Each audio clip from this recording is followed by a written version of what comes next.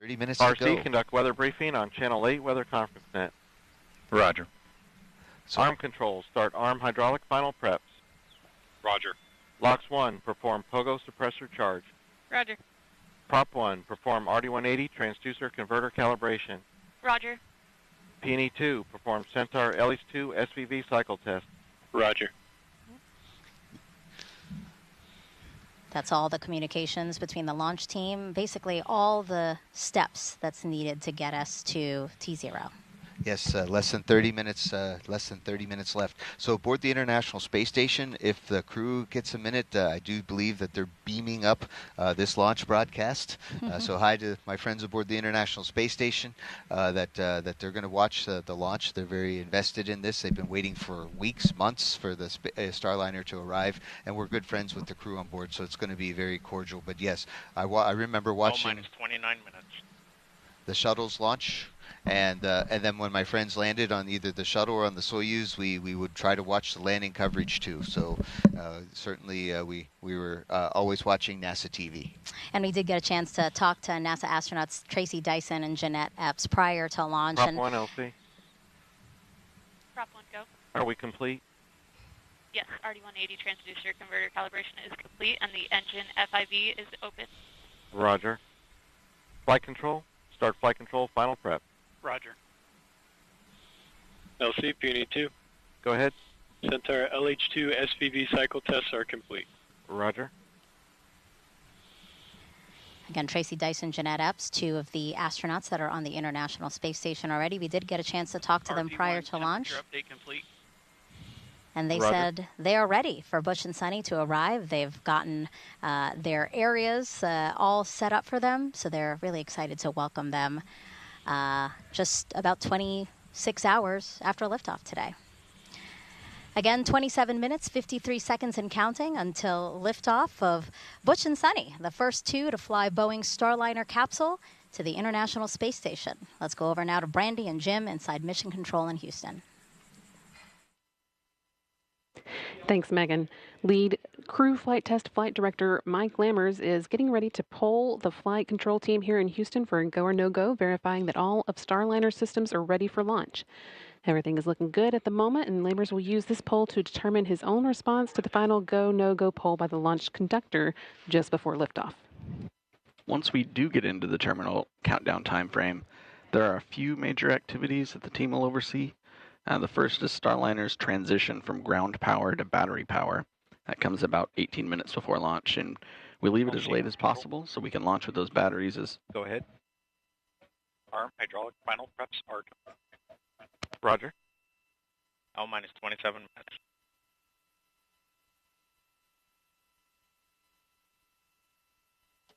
minutes. We leave that power transition as late as possible so we can launch with the batteries as close to full charge as possible.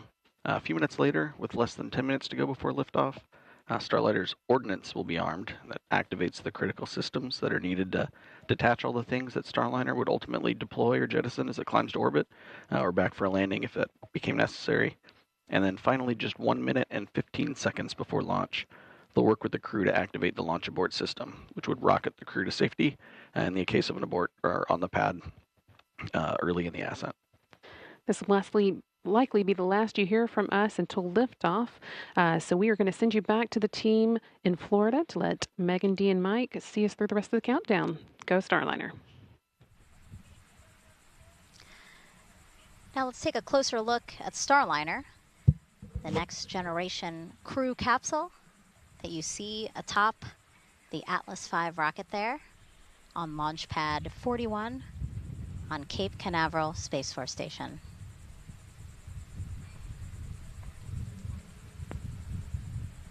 Mike, Starliner is something, like you said, and Butch and Sunny, you guys really have your fingerprints all over that to make it the ride to space that you guys wanted. Indeed, Starliner is definitely Ferguson even called it a astronaut or pilot spacecraft. And so that next generation crew capsule, it measures 16.5 feet tall with a diameter of 15 feet. That's about the size of a mid-size SUV. It was designed to carry up to 7 astronauts or a mix of crew and cargo for missions to the International Space Station. After today's test flight, NASA will fly crews of 4 or 5 with cargo. STARLINER is also reusable up to 10 times. I'm sure you're excited for your opportunity to fly in STARLINER, Mike. Oh, indeed. We're hopefully Butch and Sunny, along with Calypso, are going to pave the way. We'll be in the other spacecraft that Boeing has. We have 2 capsules, and so again, it's always good to have an extra one and a backup one, and we're looking forward to flying next year. Let's head back over to Johnson now, where we have Rob Navius with an update for us. Rob.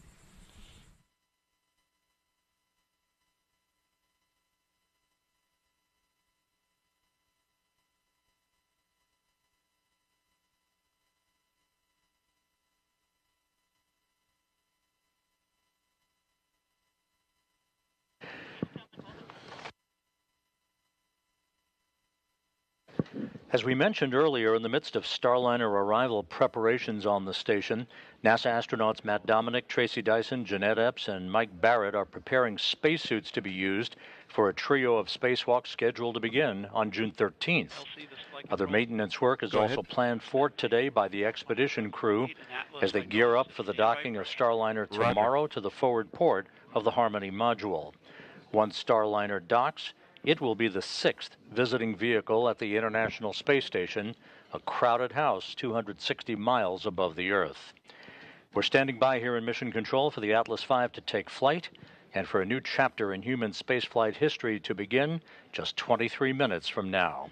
With that, we'll head back now to the Kennedy Space Center. 23 minutes, 9 seconds and counting until liftoff. So let's check back in with ULA's Dylan Rice and Boeing's Lauren Brennicky with the latest. minus 23 Guys. minutes. Hey, Megan. Thanks for coming back to us here in SYS, the ASOC. We've switch been all monitoring. secondary decoms, RF link, and verify lock. Roger. Initiate orbital parameter calculations on primary CCLS. Roger. Monitoring those procedures here, and we're coming up on about L minus 22 minutes to launch. And around this time during the last launch attempt, our team worked through what you may have seen a suit pressurization issue. They worked very quickly around this time in the countdown to make sure that everything was going smoothly with this. But when we switched to internal power at L minus 18 minutes, that triggered a small voltage trip, and flight software correctly identified it and turned off the fans. So we quickly turned them back on, just like you would do with your computer, off and on. And today we're going to turn the fan off when we move over to internal power so it doesn't trip again. Then we will turn it back on after. The real difference is that crew will lower their visors about 5 minutes later this time. That action would usually be taken around now or a minute or so from now, and we will listen for that in just a few minutes. The Capcom will tell the crew to put their visors down at that time, and that is a configuration that is needed for proper airflow through their suit. In an emergency, they could pressurize their suits. Go ahead. Pogo suppressor charge is complete. Roger. LCSYS. Go ahead. All secondary.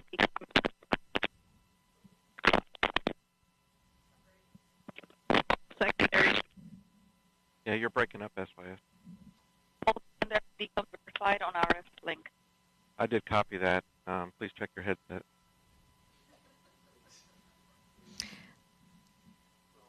All right, as I was saying, that in an emergency, they would be able to pressurize their suits quickly if needed. And it's a little different for them this time because, as we mentioned during this broadcast, their helmet is really more of a visor. It lays back like a hoodie on their shirt, and they pull it forward and then just zip it up.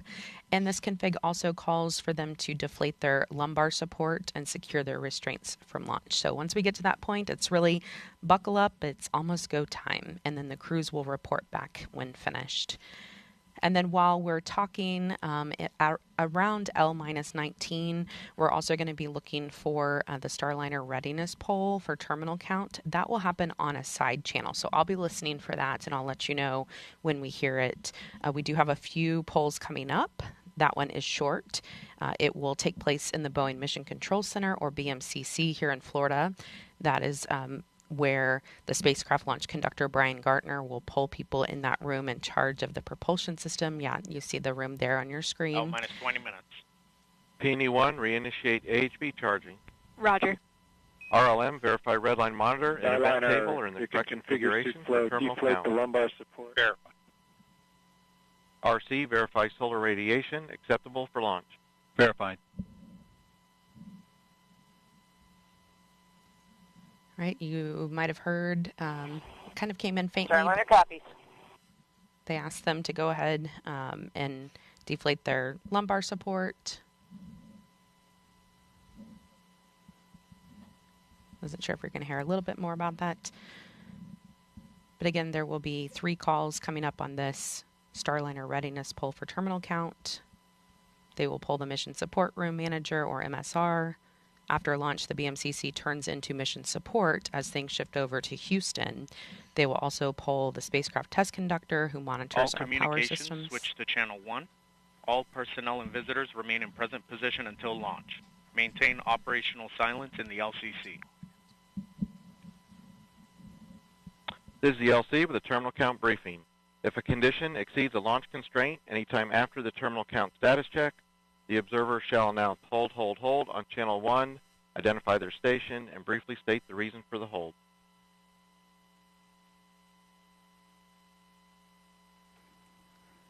So, Lauren, as we were mentioning earlier, there's been traffic on multiple side nets, and that announcement that you just heard is Chief Launch Conductor Doug Lebo now bringing the team out from the individual subsystem nets, bringing everybody to the command channel, channel 1, for the final minutes of the countdown here. So we're gonna start to hear more traffic on the command channel as we start to do our final configuration steps for launch. So we're going to hear a couple of things. We're going to hear... minus 18 minutes. Flight control, perform launch on time verification. Roger. We're going to hear some final avionics checks like that last call. We're going to hear hold fire switch verification. The range hold fire system allows representatives from Space Launch Delta 45 a hold button in the up the road at the Morrell Operations Center. So if there's an issue or range safety issue that comes up, they can press a button and automatically stop our sequencer. So that's called a hold fire check. Those hold fire switches will be configured shortly, and we'll also start to hear calls about wrapping up our helium bottle charging on both the first and second stage. And Dylan, as you mentioned, with the traffic on the loops increasing a little bit, you at home may notice that we are speaking less, and so we are going to be listening to some of these things on time verified. As they happen live with Roger. you. And we feel it's important for you to be able to... Go ahead. AHB charging reestablished and at flight mass. Roger. minus 17 minutes. OSM, place SRB ignition SNA switch in the enable position. SRB ignition enabled. Verify FCO, RCO, and OSM hold fire switches are in their proceed position. Ready to proceed. All right, we're going to send it over to NASA's Daryl Nail at Hangar AE. Daryl. All right, thank you very much. And getting a final look at the weather, I could tell you this, it's a beautiful day to fly. Outside, our launch weather officer told us that there's no change in the forecast. We are 90% go, and what a beautiful shot of our beaches here from the courtesy of our chopper team here at the Kennedy Space Center. Folks coming out to enjoy the launch and an amazing day. Weather, no changes again. Low-topped cumulus clouds on land, which you see some of it there, but because they're low-topped, that's not a concern. When a rocket flies through a big, thick cumulus cloud, it can trigger a lightning strike, but those clouds are not the kind that can do that, according to Launch Weather Officer Melody Lovin. And so we're good to go there. We also have a launch visibility is always a factor here in the southeast. Can you see the rocket and from where?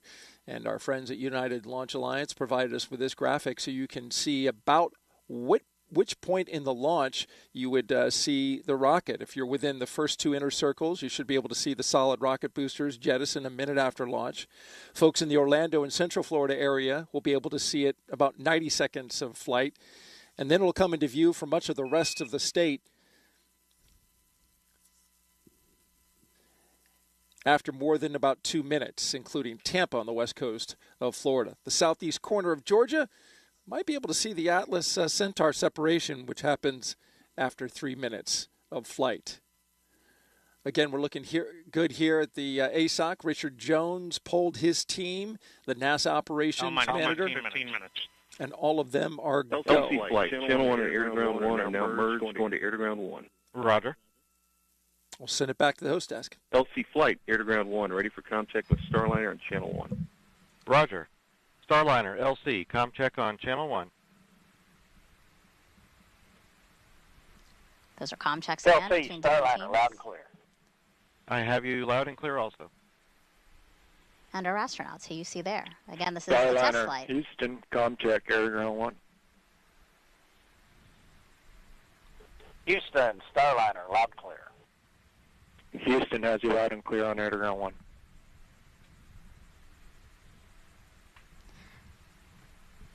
Test flight, and Boeing is working towards certification. To do that, there are a total of 87 flight test objectives and many more operational capability checkouts. So take a look at some of the main objectives with the crew on board. I'll go through a couple of them here. So they will demonstrate the performance of crew-related equipment. The crew will perform hatch operations and transfer emergency equipment. They will also evaluate the vehicle and transfer cargo while in a docked configuration. They'll conform functionality of manual piloting and deorbit with a successful separation of the crew module from the service module. And finally, they will demonstrate Starliner's entry and descent. 13 minutes and 24 seconds from only the 6th time NASA astronauts will launch on a new spacecraft designed for crew. And if you're curious about the previous 5 flights, we have you covered. Check out our video here. Mercury Redstone 3 was the first test flight. Alan Shepard, May 5th, 1961. Gemini 3 with astronauts Gus Grissom and John Young launched March 23rd, 1965. Apollo 7, October 11th, 1968 with Wally Schirra, Don Isley, and Walt Cunningham. STS-1 launched with astronauts John Young and Robert Crippen, and it launched April 12th, 1981. Starliner Houston, your suit fan Bravo is repowered. It looks good. Please close your visors. Column closed. You saw video there of Demo 2, May 2020, Doug Hurley, Bob Benkin. And then, of course, today's NASA's and Boeing's crew flight test with Butch Wilmore, and Sonny Williams. You know, Mike, 12 minutes and 15 seconds to go. How are you feeling? I am excited. I'm grateful to ULA and Boeing and NASA team that we are sharing this historic moment together. Go Starliner. Yeah, our hearts and well wishes are with Butch and Sonny as they make history testing what is poised to be the second commercial crew vehicle that is certified to ferry people to and from the International Space Station. So with 11 minutes and 46 seconds to go, let's send it back over to ULA's Dylan Rice and Boeing's Lauren Brennicke to walk us through the final moments of today's launch countdown. Let's do it, guys. Let's do it, Megan. We just heard the Starliner readiness poll is a go. We know the crew's visors are down now, so we are moving along smoothly into the final 11 minutes and 30 seconds of this countdown. This is an instantaneous launch window today, which means that we will launch when the orbital path for the ISS aligns with the Space Coast. Once we get into orbit, Starliner will be working to catch up with the space station, eventually reaching speeds of more than 17,500 miles per hour. It'll take about 25 hours or so to get there. And we are going to be watching here any minute. Minus 11 minutes. For the crew access arm. Control, so the crew access arm for launch. Roger. Right on cue. Crew access arm about to start moving away from the spacecraft. And Dylan, we will watch it move very slowly today, but it could move much faster if needed. That's right, Lauren. It takes about 2 minutes to rotate the 120 degrees back away from Starliner to its stowed position and latched position on the crew access tower. Here we go. But we could, in the event of an emergency, redeploy it in less than 15 seconds. It's amazing that it can do that. We hope to not have to ever see that happen. After liftoff today, Brandy and Jim will continue commentary from Houston through ascent, spacecraft separation, and the orbital insertion burn. We will have the shot of Butch and Sunny inside Starliner until the moment of launch, and then we will get it again when we get to the ISS. L-minus 10 minutes. Flight, verify CST 100 on internal power. Verified. Starliner, configure ordnance for launch. Touch and wait. All right, the spacecraft is running completely on its own now. And they are configuring ordnance for launch. That means the devices that initiate our separation events are ready to support both nominal and contingency operations that, Roger. that happen or could happen during ascent.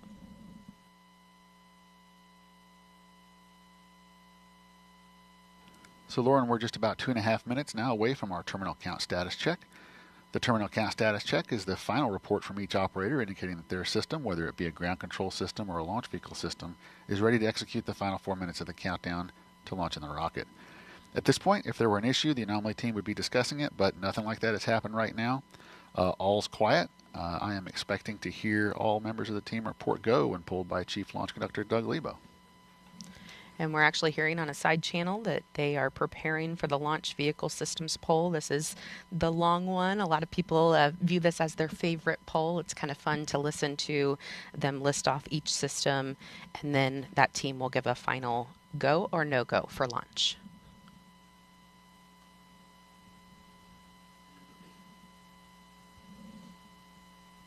And we will be able to watch cameras on the rocket today, and live telemetry feeding back will provide a real-time look at the spacecraft model when video isn't possible during the ascent as it moves through the dynamic phases.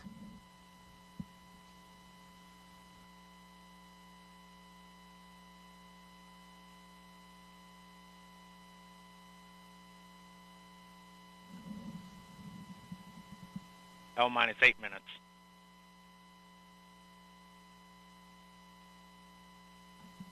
Under 8 minutes before Butch and Sunny head back to a place they consider home.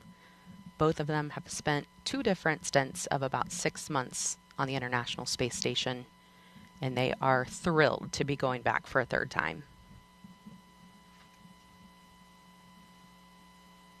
Sunny told me she even cried the last time she left the space station because she didn't know if she would ever go back.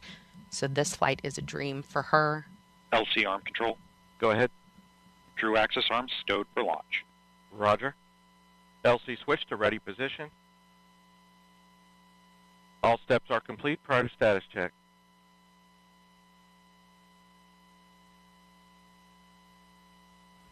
Let's listen in to Chief Launch Conductor Doug Lebo conduct that final terminal count status check as we prepare for launch.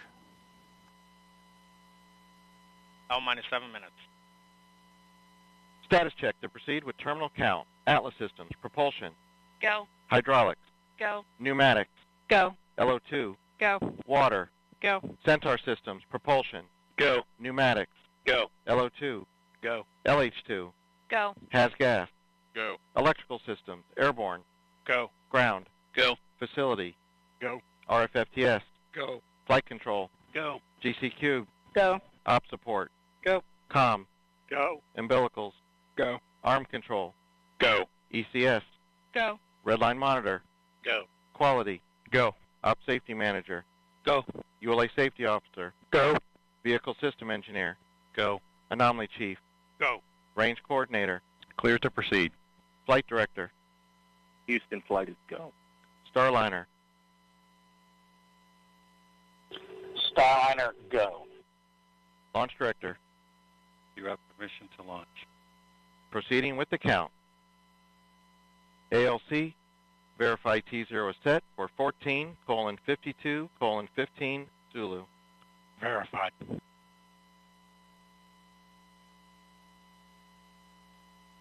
Starliner, net is clear. Thank you, LC. For everybody listening, just a thought. Sonny and I, as we were traveling to the pad, we saw many American flags, and many of you were waving flags at us. And then as we reached the pad, we look up, and of course there's that American flag on the side of the white room, also one on the side of the rocket itself. And we know that that represents unity and resilience. and unified efforts for the common good. And that's what Sonny and I have witnessed this last month. Each of you displaying what this nation's forefathers envisioned, a people committed to God, family, and country, a people who use their gifts and talents for the common good, and are passionate and tough. And we all know that when the going gets tough, and it often does, the tough get going. And you have. And Sonny and I are honored to share this dream of spaceflight with each and every one of you. So with that, LC, let's get going. Now let's put some fire in this rocket, and let's push it to the heavens where all these tough Americans have prepared it to be.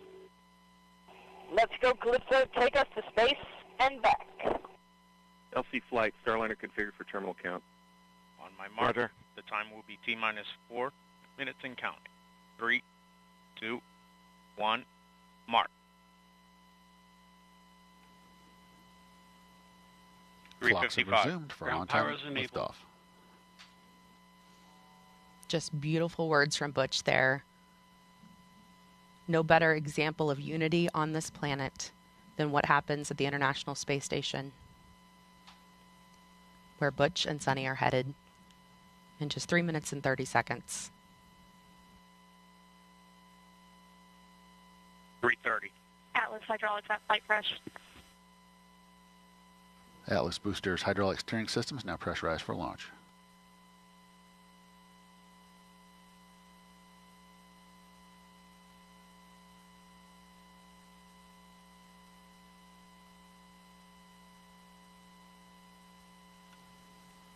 Starliner's LAS prop valves are configured for launch, the propulsion valves that need to be open in the case of an abort from the pad.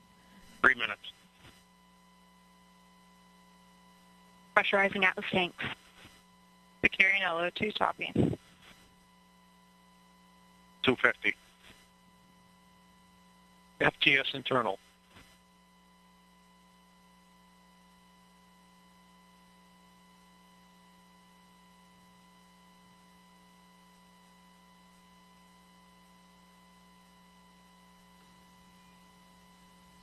Flight software is in ascent mode. It is now set for the uphill climb.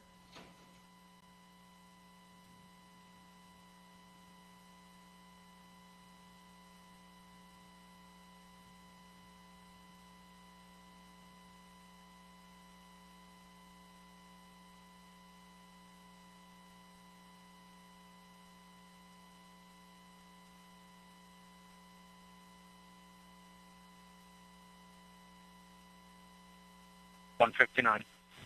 Vehicle internal. 155.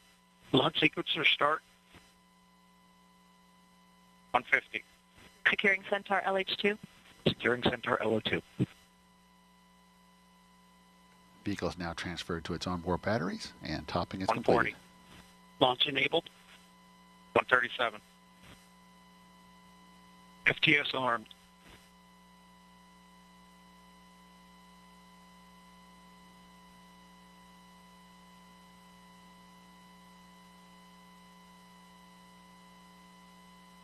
$120. OCU's armed. SCS count started. EDS ascent. Starliner, last arm to auto. Last arm auto. Roger. That call meaning if the emergency detection system on Atlas detects something. Rock report range status. Range green. 54. POP started. It will trigger the launch abort system on Starliner and fire automatically. If that happened, the spacecraft would push itself away from the rocket a mile up and a mile out. Atlas at flight press.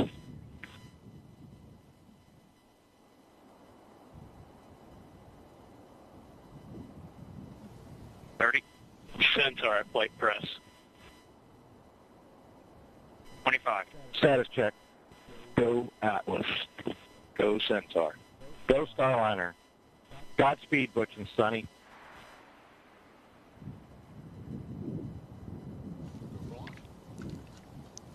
10, 9, 8, 7, 6, 5, 4, 3, 2, 1.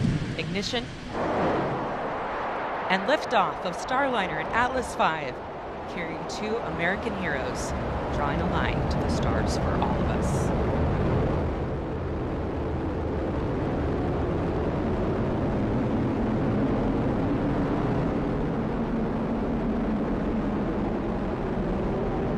Commander Butch Wilmore there, calling down to Mission Control here in Houston that the spacecraft has begun rolling into the right attitude for its ascent, and the Guidance, Navigation, and Control Officer here in the room seeing good data on that.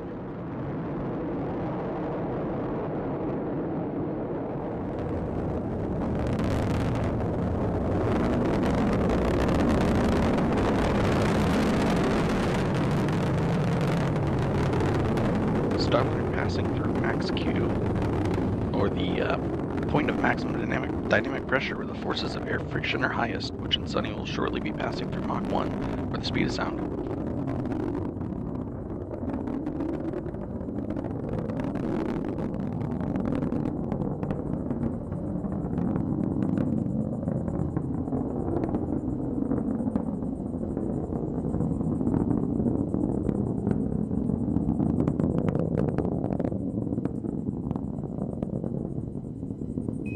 Got a good throttle up.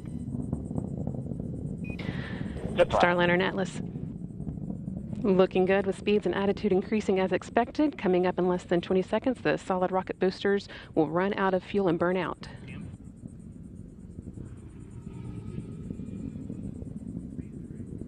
Good SRB burnout. Good SRB.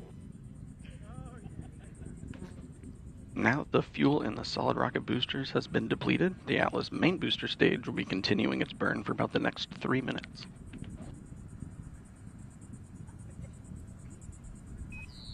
Good handle. Good handle. That call, good handle, from Capcom Joshua Kutrick, indicating that the crew now has the ability to initiate an abort manually if needed. All looking good so far. Now 2 minutes into Starliner's flight and coming up on the solid rocket booster jettison at the 2 minute and 40-second mark.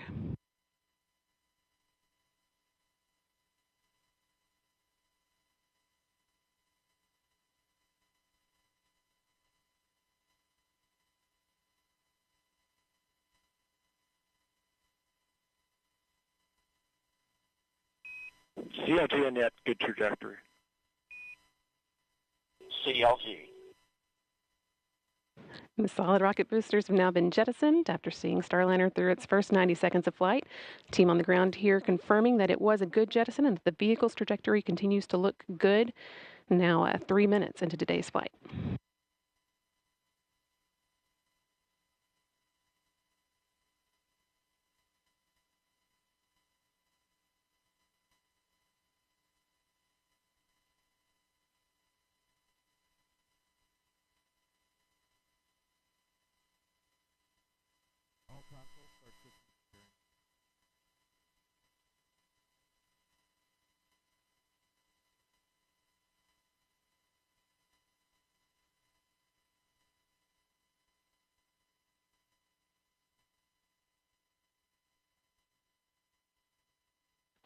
Atlas booster now throttling back to limit the G-forces on Butch and Sunny, trying to limit that to around 3.5 times the force of gravity you would feel while on the ground.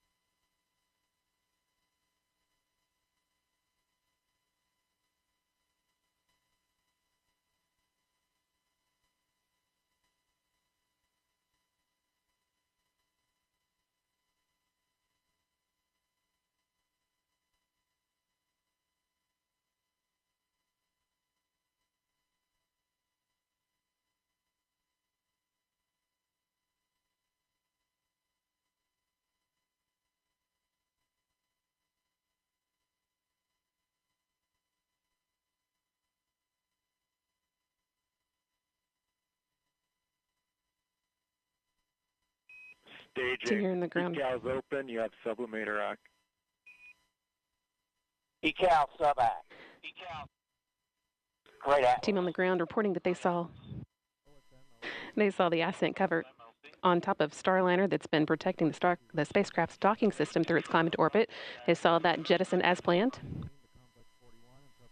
Staging was good. You have good control. And now the second stage's 2 Centaur engines have ignited to continue pushing Starliner into space, fueled by liquid hydrogen and liquid oxygen. The next milestone that we'll be watching for is the aeroskirt jettison.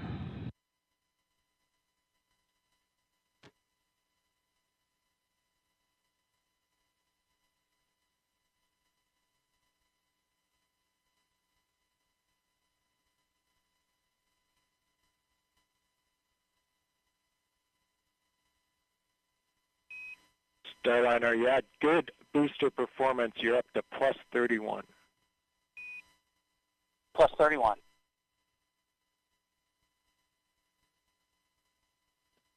Atlas Control reporting booster performance offset of 31 seconds of ISP, or specific impulse, relative to its design baseline of around 450.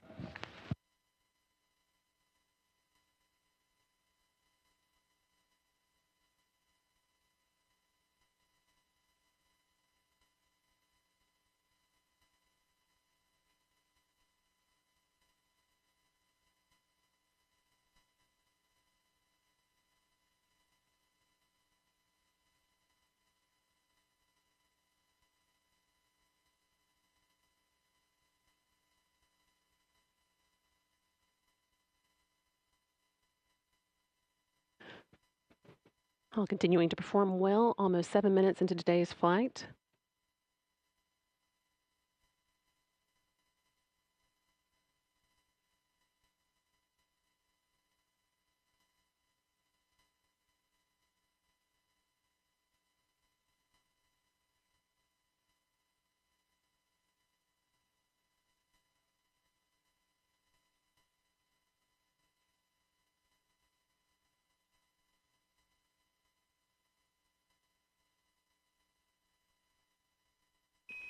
Good Centaur.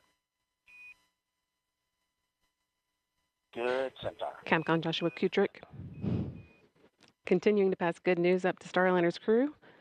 At last one reporting that the Centaur upper stage remains in good condition and is performing well, pushing them into orbit.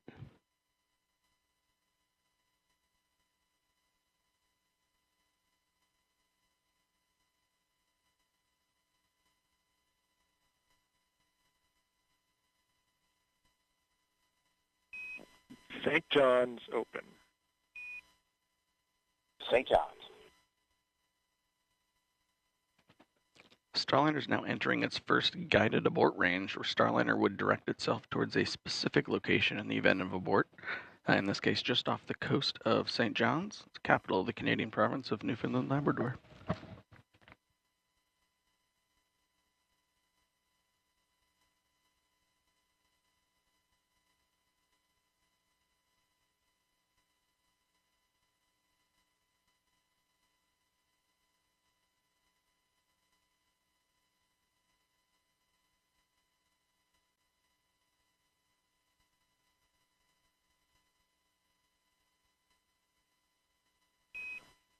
Starliner MECO converged 11:52, 11:52.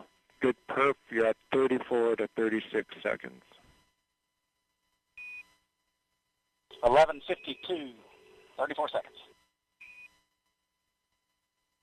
That call letting the crew know that the main engine cutoff, MECO, should happen just about on time, about 12 minutes into today's flight. Another good indication that Starliner's ascent is taking along exactly as expected. Main engine cutoff is a major milestone marking Starliner's arrival on orbit.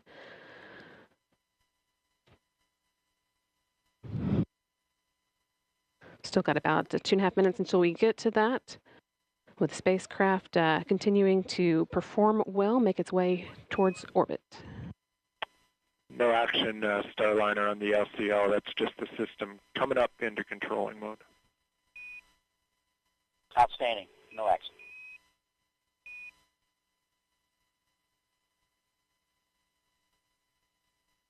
Once the main engine's cut off, the next step will be the launch vehicle separation. That's set to occur just short of 15 minutes after launch, when Starliner will separate from the rocket and fly free in space for the first time.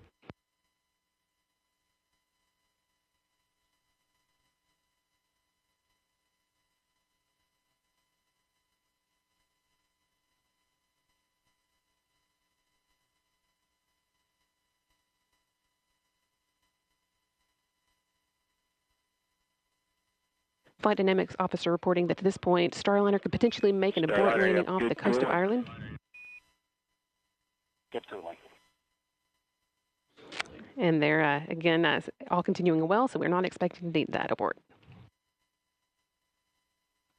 As Starliner is rapidly approaching orbital velocity, the abort region is only available for just over 1 minute, where Starliner would just continue up to orbit after that.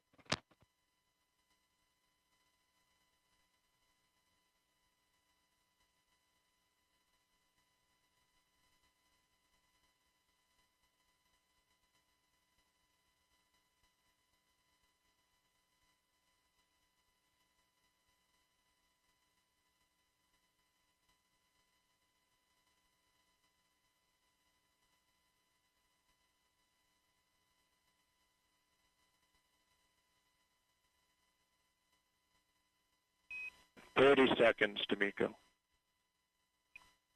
Just 30 seconds to go. Now until main engine cutoff, marking Starliner's arrival on orbit.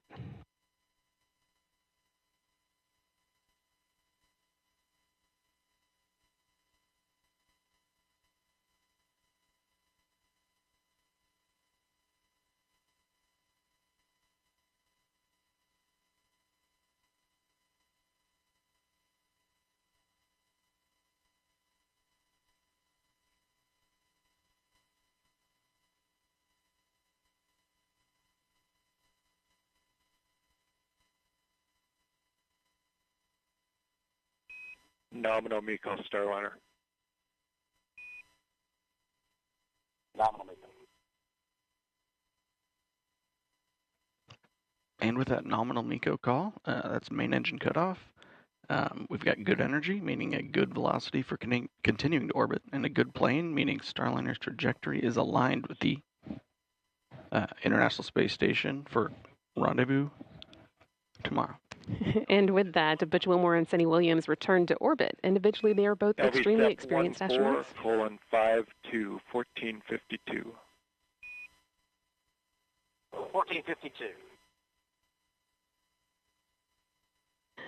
They're both very experienced astronauts with a combined total of 489 days in space between them. Starliner is also the third spacecraft that they've launched in. Both have traveled to the International Space Station via space shuttles and Soyuz and are now well on their way to repeating the journey via Starliner. It's also worth noting that Williams' role as pilot marks the first time that a woman has crewed a flight test of an orbital spacecraft. Just a few seconds ago, you heard Capcom Joshua Kutrich calling up to Butch and Sunny. With the expected time, Starliner will separate from Centaur at about 14 minutes, 52 seconds into flight, just under 2 minutes from now, or 1 minute from now.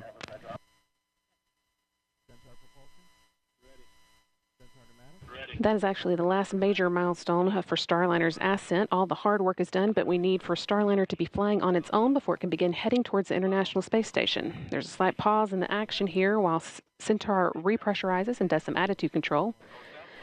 We'll get into the right orientation to send Centaur on its way and then jettison it and move into the right orientation for the orbital insertion burn, which will come about 31 minutes into flight.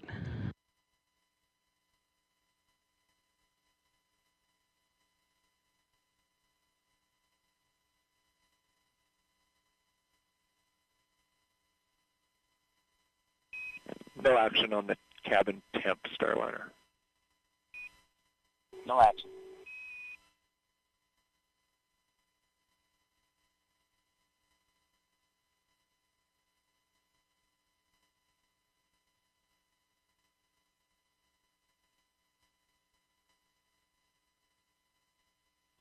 And about 10 seconds until an expected launch vehicle separation.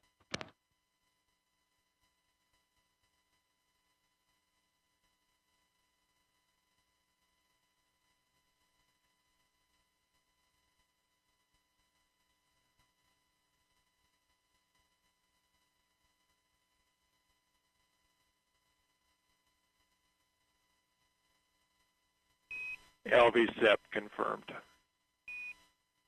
Good LV-SEP.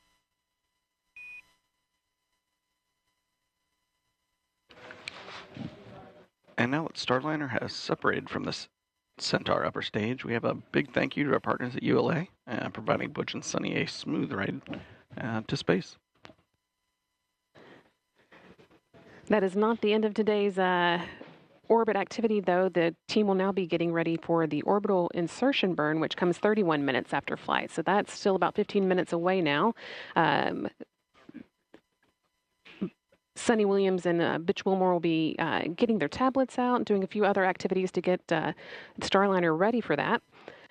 And that will be one of the that will be the first in a series of burns that will set Starliner on its way to the International Space Station.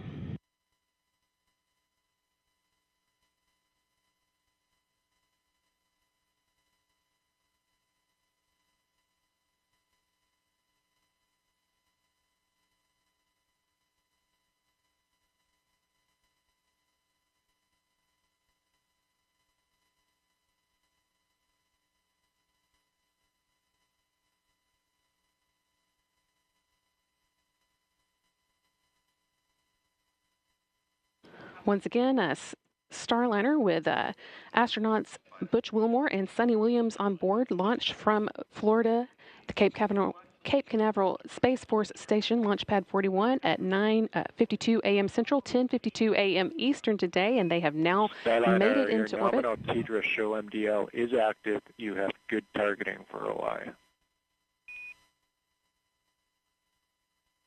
Good targeting.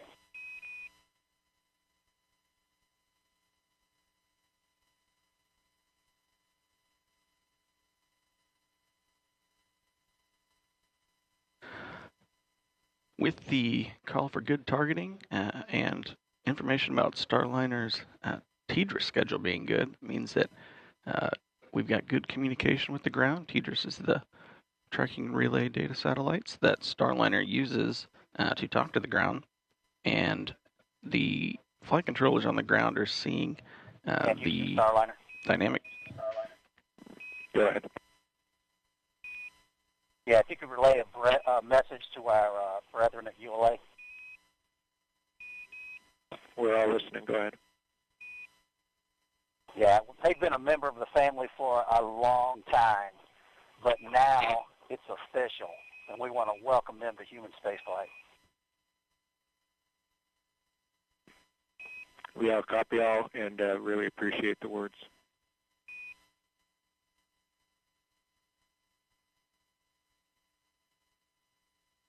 And Houston Starliner, we are on the tablets and in insertion monitor. Copy tablets, we're with you, insertion monitor.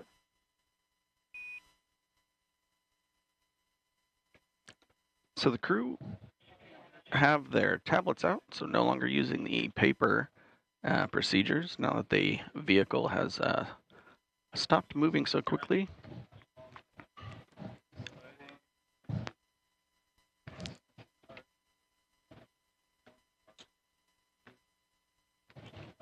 So there's a handful of things that the crew's going to do now, mostly just prepare the inside of the cockpit so they are looking at the right data to prepare for the upcoming orbital insertion burn. The vehicle itself has done a few things recently. Started to power on the solar arrays on the back of Starliner and turning off several of the thrusters that are no longer needed at this phase of flight.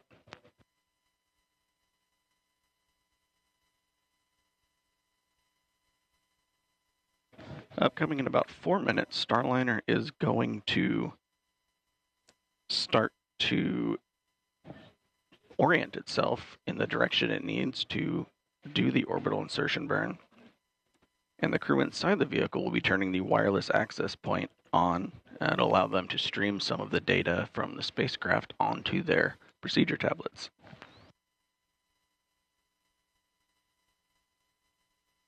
And Houston Starliner, last arm is off. Backup control switches, enable 1 on, enable 2 off. SMRCS is the mode. We copy off. Enable 1 is on. Enable 2 is off. SMRCS, you're in a good config. Good config.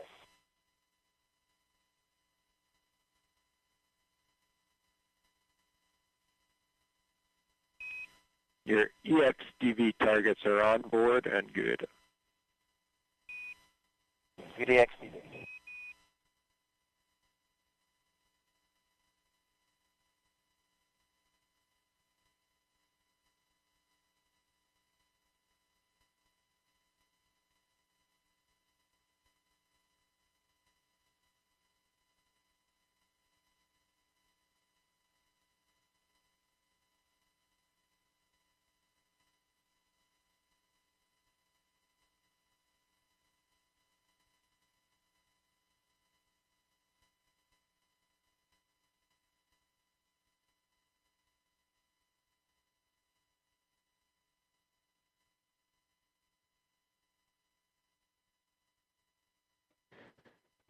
Things will be pretty quiet as Starliner gets into position for the orbital insertion burn. That's still about 10 minutes away.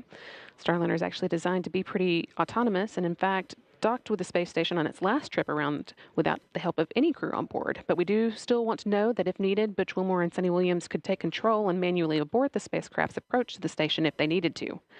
So to prove that, one of the few things on their agenda after they reach orbit will be to perform a test of the manual piloting mode.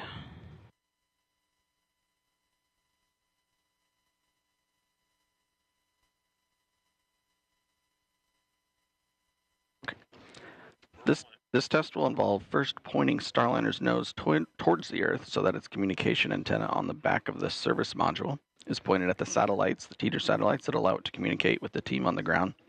They'll then move Starliner so that its solar arrays are pointed at the sun, showing they could charge Starliner's internal batteries as needed. And they'll follow that up with a demonstration of the star trackers, one of the ways that Starliner determines where it is in space, pointing Starliner away from Earth so that the system, the Vesta system, can get a good look at the stars. The next step will be for the crew to manually speed Starliner up and then slow back down, which will slightly raise and then lower their orbit and prove that they can manually break away from the orbit that the space station is in if they needed to. At that point, they can move on to the last items of the still no test. action on your cabin temp. You're in a good config. It's 74 degrees in there. Yeah, and that's just due to that T2 sensor sitting beside the light. So we're actually going to inhibit that particular sensor. We'll let you know when we bring it back online. Okay, great. Looks like we're on our way to thrust align. Denver. Josh Gutrick calling up that the crew can ignore some alarms they're seeing on the temperatures inside Starliner. That's just a result of one of the sensors being next to a light that's causing it to show higher than it actually is. But it sounds like the crew are pretty comfortable and are getting into place for that orbital insertion. As I was saying, after they have manually broken away from the orbit of, proven that they can manually break away from the orbit of the space station, they are going to move on to the last items of their test for tonight. That's manually moving Starliner into the right orientation for re-entering the atmosphere, and then moving back into the attitude that will let them soak up some sun with the solar arrays and try a different method of manually charging the spacecraft's batteries.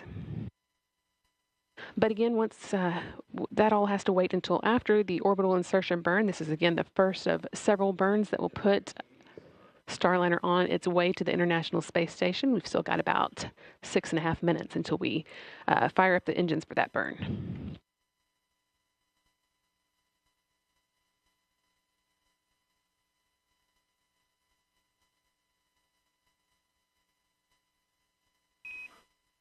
Starliner, we did not see the hand controller deflection. Just wanted to know if you did that yet. No, we'll get it now. All good.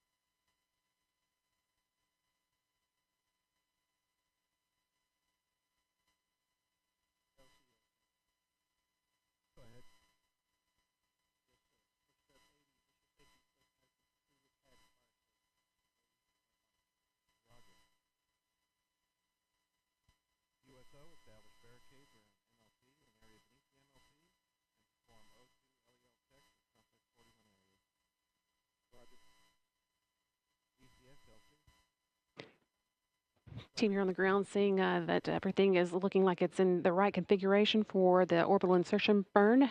Now less than 5 minutes away. Starliner is currently about 102 miles above the Mediterranean Sea, heading southeast over India in the next few minutes.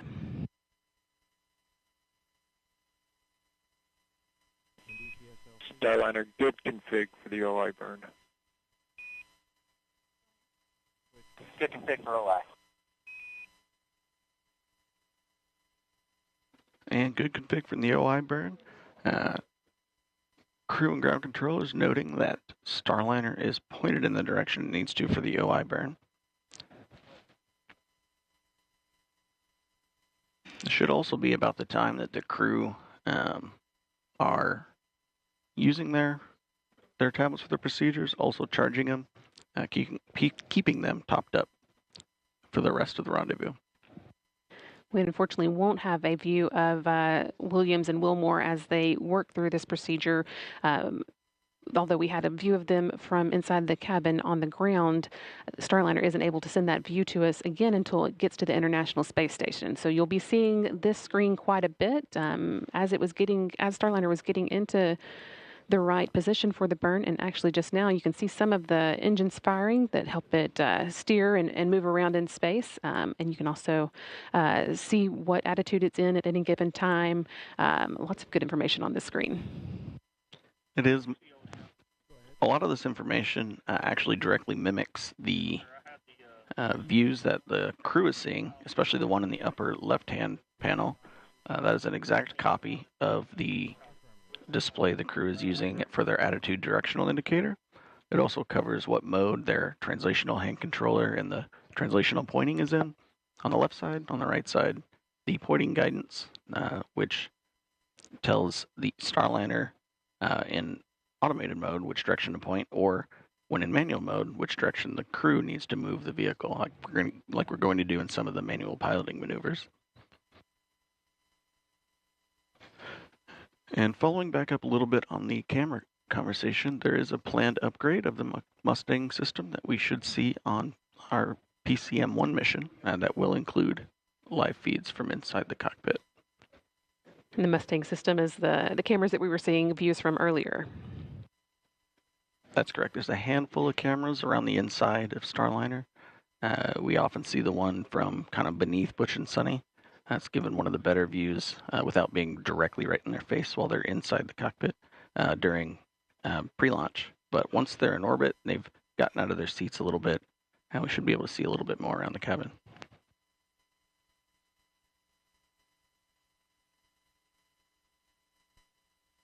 We will, though, as you've already heard, continue to hear regular audio updates from the crew. Everything going well now that Starliner is just under 30 minutes into today's flight. We've got about a minute and a half left to go into that orbital insertion burn that will be kind of the final end cap, really, to today's ascent, which, again, took place at 10:52 a.m. Eastern when Butch Wilmore and Sunny Williams launched inside the first Starliner to carry crew members on board from the Cape Canaveral Space Force Station, Launch Pad 41. They made it to orbit about 14 minutes later, and now we are just again waiting for this first of a series of burns that will set Starliner on its way to a rendezvous with the International Space Station that is scheduled to take place at 12:15 p.m. Eastern, 11:15 a.m. Central tomorrow.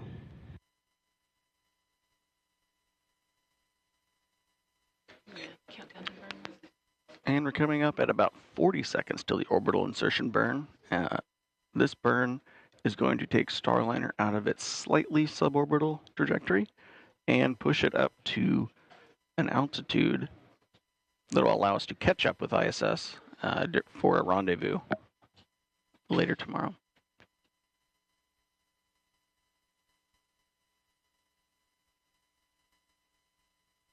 "15 seconds left to go, and once again, you'll be able to see those engines firing on this digital screen here that show when the burn has started. 2 seconds.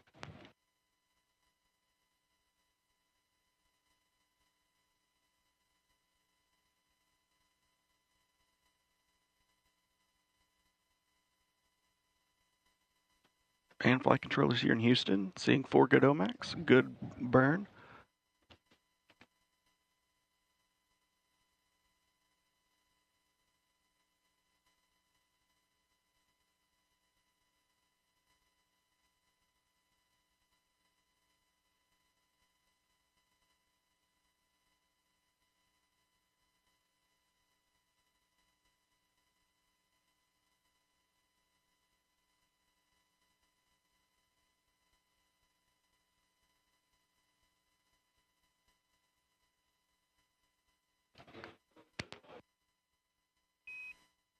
We take a look. That was a good OI burn. You're maneuvering to NavCal 1.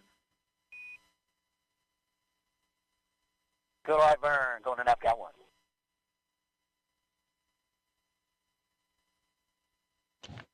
And with that call up, both crew and flight controllers agreeing that that was a good OI burn. I'm looking at the trajectory plot here in Mission Control. I see our trajectory pointing us directly up to the altitude we need to go to for the next burn. Right now, Starliner is moving into NavCal mode, or NavCal attitude.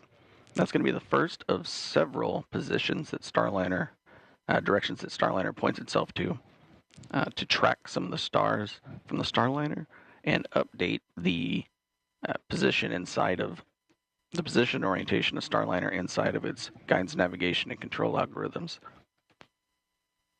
And of course, you're seeing lots of happy faces and cheers here there in Florida.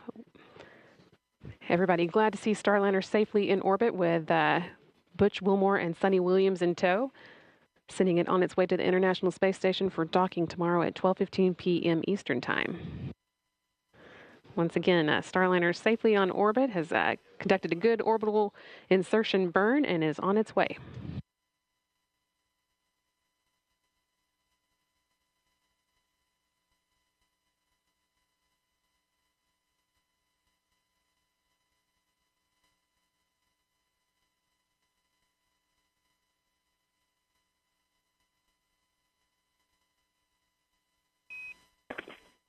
Starliner Houston.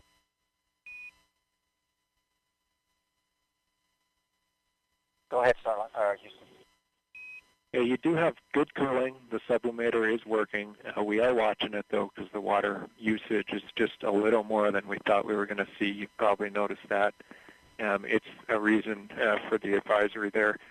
From the ground, we'd like to swap you over to the other leg. So we're going to close sublimator leg 1, wait for about 60 seconds, and then open up leg 2. You'll see us do that. No impact or action. Okay, we copy. We'll be watching. Thank you.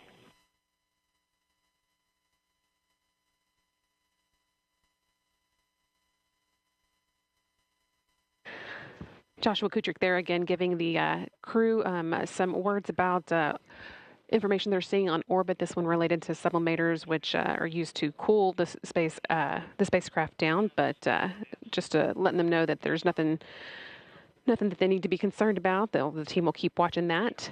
In the meantime, as Starliner begins making its way to the International Space Station, we're going to check in with Rob Navius in the International Space Station Flight Control Room. Rob? Yeah, thanks very much, Brandy. With Starliner en route to the station, the work now just beginning for Wilmore and Williams. First up, an important rendezvous burn called the NC burn, which will adjust Starliner's altitude relative to the station and begin to refine its path to the orbital laboratory. Flight Dynamics will be assessing the accuracy of Starliner's initial trajectory and will update any adjustments to that trajectory for subsequent maneuvers to be conducted over the next 24 hours. Now, we're expecting to hear the first of 3 audio reports from the crew during their free flight on how the ride uphill to orbit was before they move into what are called far-field demonstrations of the vehicle. That will include manual piloting tasks and a manual translation control test. That will prove Starliner's ability to execute a manual docking if required as well as an abort capability prior to docking. Keep in mind we're providing continuous coverage now of Starliner's flight to the International Space Station. On Thursday morning, rendezvous operations will begin in earnest shortly before 10 a.m. Eastern Time, leading to a targeted docking for Starliner to the station at 12:15 p.m. Eastern Time. So please stay with us around the clock as we bring you every minute of Starliner's flight. For now, we're going to sign off from the International Space Station Flight Control Room here in Houston and go back to Megan, Dee, and Mike Fink at the Cape. Hey, and welcome back to the Space Coast of Florida, where about 36 minutes ago we witnessed the launch of a United Launch Alliance Atlas V rocket carrying the first two astronauts, NASA's Butch Wilmore and Suni Williams, inside Boeing's Starliner capsule to the International Space Station. The first time ever, Starliner now in the right orbit to rendezvous with the space station in just over 25 hours. How are you guys feeling? How was it to watch launch? Again, just right over the water behind us here. I mean, this is extremely exciting, obviously a long time coming and a culmination of so much hard work by so many teams. But of course, we're going to be even happier when we see Starliner dock, and even happier when the hatch opens and we watch Suni and Butch float into the International Space Station. Oh, absolutely. Yeah, well said, Dee. I mean, this is exciting. We've built up to this moment for years and years, and it finally happened. I got to see a Starliner launch with my friends on board. How cool is that? And I could feel like the whole planet was cheering for them. Yeah, it was really nice to see it happen. There were a lot of emotions here at the host desk among the three of us, as well as the crew that's supporting us here on the host desk. And it's just a history-making launch. Suni, again, the first woman to test an orbital spacecraft. That's amazing. And then again, the last time people flew to space in an Atlas-class rocket, 61 years ago.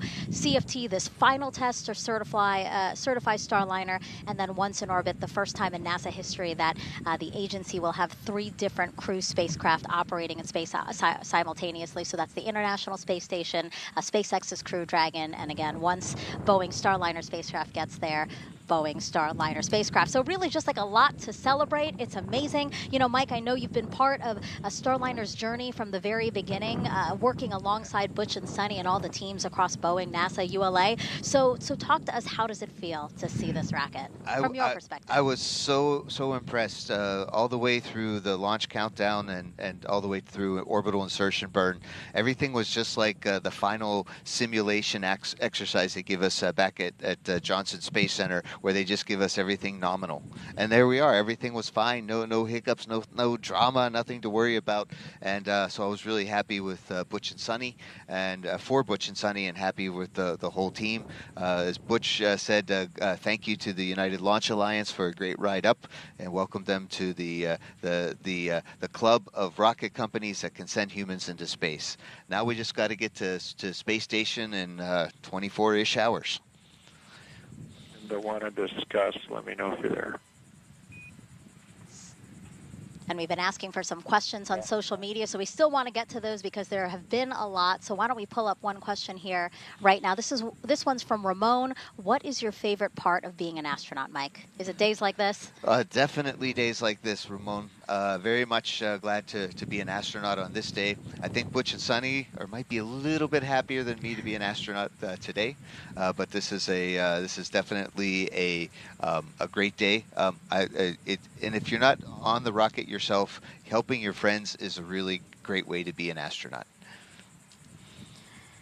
And so, Mike, talk to us about, this is, again, a crewed flight test. Certification is what's next for Starliner. So what's the process to get us to your flight next year?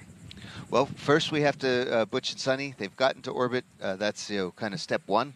Now they got to get to the space station and complete their flight test objectives. Once they land safely in a desert somewhere with the airbags, and we'll analyze. The Boeing team will analyze the flight test data, see if any improvements, any changes, any things that can be improved and made, and then we'll get ready for us at the post certification mission number 1 that we call Starliner 1.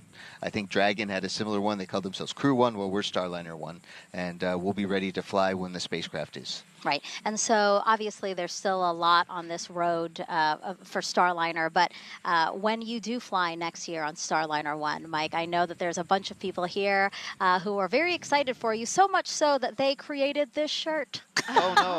I love it.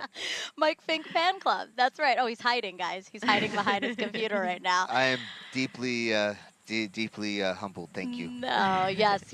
You know, it just goes to show that so many people are invested in Boeing and NASA and ULA working together on the Starliner program. So we celebrated together with the crewed flight test today and launch. And again, we still have so much more of the mission to go, and we can't wait for your flight for Starliner 1.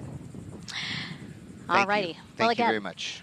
Thank you again to everyone who submitted questions throughout the broadcast. You really helped to contribute to the broadcast. And Mike, really great to have you here marking this historic launch with us. It's great to be on the team, and you guys are both are extreme professionals, as well as our production team and the PAO team that's right up the hill from us. Great job, everyone.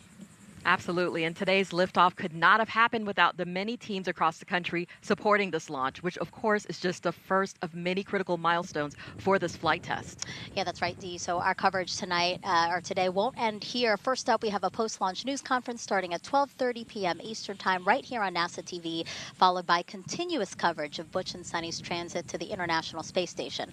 Starliner is on course to dock with the station in just over 25 hours from now, and then the ISS crew will welcome them on board. Again, we will take all of that live on NASA TV, NASA Plus, and our social media channels. You know, and their journey will provide the data needed to bring Boeing closer to having the continuous privilege of carrying astronauts to and from the space station.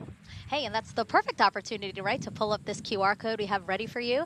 If you scan it, it'll take you to go.nasa.gov/CFT, where you will find everything you'd want to know about this crew flight test and also NASA's commercial crew program, which is why we're flying today. Mike, it's been great to have you with us. Your insight today was important and invaluable. Thank you very much, and the Boeing company should get a big pat on the back today for a job well done so far. Yes, again, congratulations to all the team. Thank you, Dee. Thank you, Mike. We really appreciate your time here on the official launch broadcast of NASA's Boeing crew flight tests. And that's going to do it for us here on the Space Coast of Florida. For Boeing, ULA, and NASA, thank you so much for watching our official broadcast of this historic crew flight test. We leave you now with a replay of launch. Have a spectacular day. Here are the astronauts, Commander Butch Wilmore and pilot Sunny Williams, as you can see, suiting up for their mission into the history books. This is a tradition. The whole idea here is to lose to the chief. Out of the suit-up room, Commander Butch Wilmore and pilot Sunny Williams walking to an elevator at the end of the hallway. Our CFT crew taking their first steps outside, now en route to Launch Pad 41. Crew transport vehicle is into the pad. Butch and Sunny arriving on level 12. Last look at planet Earth for a while, saying hi to us. Hi, Sunny. Butch getting in there. Gotten strapped into their seats here. Hatch closure complete. Roger. 3, 2, 1, ignition. And liftoff of Starliner and Atlas V, carrying 2 American heroes, drawing a line to the stars for all of us.